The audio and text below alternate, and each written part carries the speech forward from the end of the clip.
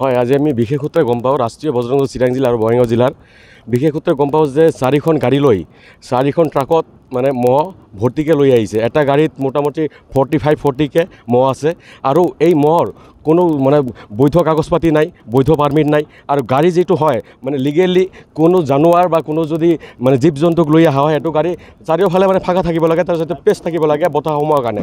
কিন্তু live stock permit নাই এইটো গাড়ীত, লাইভ ষ্টক পাৰ্মিট নাই। গাড়ীখন একদম গোটেইখিনি বন্ধ আৰু মহৰ নাকে দি ৰছী সোমাই দি ওপৰত মানে টাঙাই লৈ তেওঁলোকে লৈ আহিছে।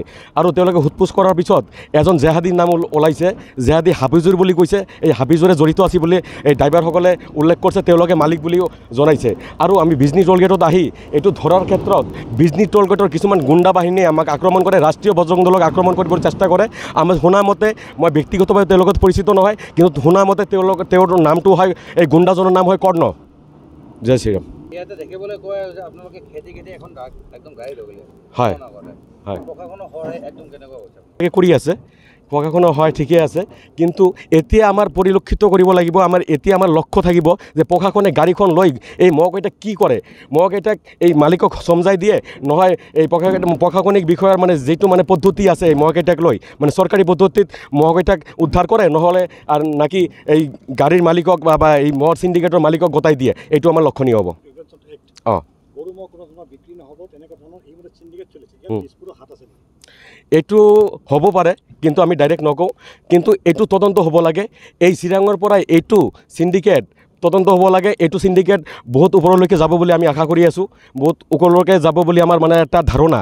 আৰু চিৰাং প্ৰশাসনক, বঙাইগাঁও প্ৰশাসনক আমি অনুৰোধ জনাই আছোঁ, অতি সোনকালে এইবিলাক চিণ্ডিকেট বন্ধ হ'ব লাগে। এইবিলাক চিণ্ডিকেট যদি বন্ধ নহয়, আমি ৰাষ্ট্ৰীয় বজৰং দলে ৰাজপথত ওলাম, আমি হাতত তৰোৱাল লৈ ওলাম। জয় শ্ৰীৰাম। আজি আমি যেনেকৈ গাড়ীটো ৰখিব গৈছিলোঁ, আমি সন্দেহ ভিত্তিক ৰখিব গৈছিলোঁ। আমি গাড়ীটো সোধপোছ কৰিবৰ কাৰণে ৰখাইছিলোঁ। ৰখোৱাৰ পিছত এই গুণ্ডাজনে আহি আমাক মানে ধমকি দি আছে। আমাৰ এটা ল'ৰা গাড়ীত হাতো দিছে, ল'ৰাক এটা ধাক্কা দিছে, ধাক্কা দি কৈ আছে যে এনে কথা আপোনালোকে ইয়াতে গুণ্ডামি কৰিব নালাগে। তেতিয়া আমি ল'ৰাজনক মানে এই গুণ্ডাজনক আমি ভদ্ৰ ভাষাৰে কৈছিলোঁ, আমি ৰাষ্ট্ৰীয় বজৰং দল হৈ আমি গুণ্ডামি কৰিব অহা নাই, আমি ইয়াতে মহকেইটা গাড়ী ধৰিছোঁ। যেতিয়া আমি আৰু তদন্ত কৰিব লাগিব, যেতিয়া আমাৰ লগত পুলিচ প্ৰশাসনো আছে, পুলিচ প্ৰশাসনে তদন্ত কৰিব লাগিব। আমি গাড়ীখনে খালি পুলিচক সহায় কৰিছোঁ, কিন্তু এই গুণ্ডাজনৰ মানে গুণ্ডামি দেখি আমাৰ এনেকুৱা অনুভৱ হৈ আছে, এই গুণ্ডাজনে চিণ্ডিকেটৰ জড়িত আছে নেকি আমাৰ সন্দেহ হৈ আছে। হয়, কৰ্মচাৰী বুলি আমি গম পাইছিলোঁ, কিন্তু মানে বিশেষ সূত্ৰে জানিবলৈ পাইছোঁ কৰ্মচাৰী। কিন্তু কৰ্মচাৰী নহ'লে ইমান দাদাগিৰি দেখাব নোৱাৰে। আৰু বিজনী টোল গেটত এনেকুৱা চিণ্ডিকেট মানে বহুত হ'ব বুলি আমি মানে ধাৰণা কৰি আছোঁ। এনেকুৱা যদি চিণ্ডিকেট চলি থাকে তেনেহ'লে আমি বিজনী টোল গেট ভাঙি দিম। হয়, আজি আমি এটা বিশেষ সূত্ৰে আমাৰ হাতত খবৰ আহিছিল, শ্ৰীৰামপুৰৰ পৰা অবৈধভাৱে 4খনকৈ মহৰ গাড়ী আহি আছিলে, য'ত কোনো ধৰণৰ ভেটেনাৰী ডিপাৰ্টমেণ্টৰ কোনো ধৰণৰ চাৰ্টিফিকেট নাছিল, কোনো গভৰ্ণমেণ্ট অৰ্ডাৰ নাছিল, কোনো চালান নাছিলে। আৰু এটা গাড়ীত, এটা ট্ৰাকত 40ৰ পৰা 45টা কৰি মহ আহি আছিল বুলি আমি এটা বিশেষ সূত্ৰে খবৰ পাইছিলোঁ। আৰু সেইমৰ্মে আমি ৰাষ্ট্ৰীয় বজৰং দল চিৰাং জিলা আৰু বঙাইগাঁও জিলাৰ উদ্যোগত আমি এক অভিযান চলাওঁ। আৰু সেই অভিযান মতে আমি আজি নিজাববীয়াকৈ আমি ৰাস্তাত আজি টোলগেটৰ সন্মুখত, বিজনী টোলগেটৰ সন্মুখত আজি আমি 2খনকৈ গাড়ী ধৰিবলৈ সক্ষম হওঁ আৰু 2খনকৈ গাড়ী আমাৰ হাতৰ পৰা মানে পলাই যাবলৈ সক্ষম হয়।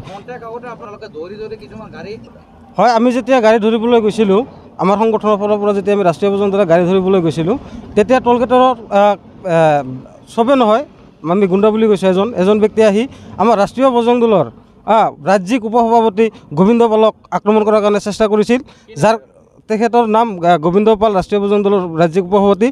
আৰু